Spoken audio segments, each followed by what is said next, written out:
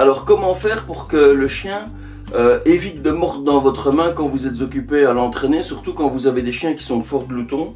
Alors ce qu'il faut, c'est le clicker si vous travaillez au clicker, très facile. Un gant si jamais votre chien a tendance à vraiment vous bouffer les doigts.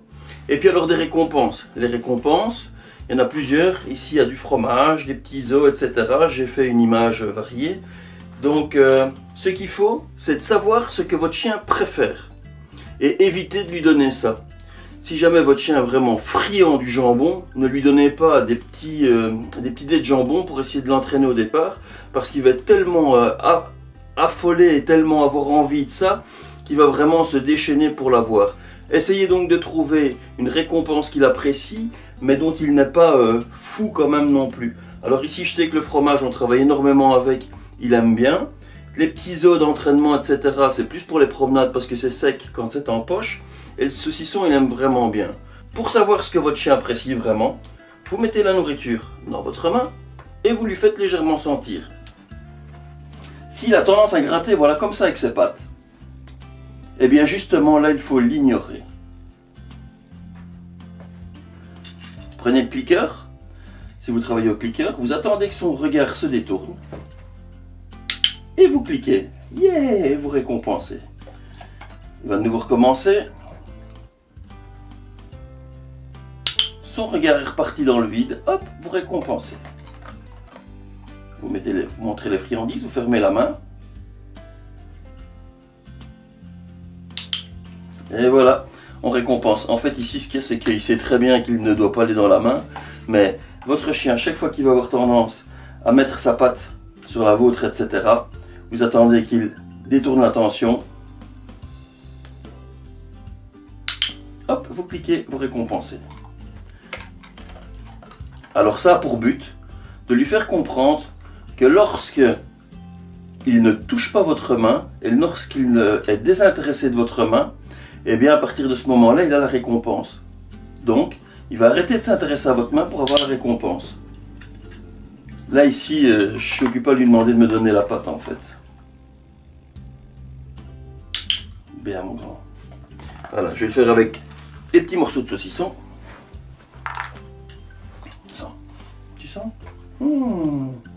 C'est bon ça. Hein? C'est bon ça. Hein? Ouh là là. On se désintéresse, on a un bonbon.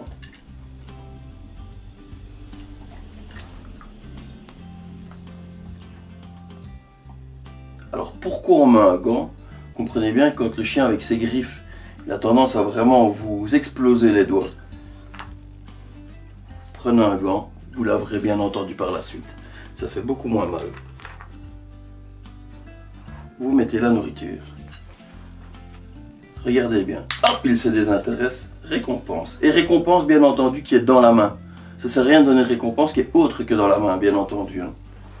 Donc, bien voir. Recule un petit peu. Oups, t'es prêt? Vas-y.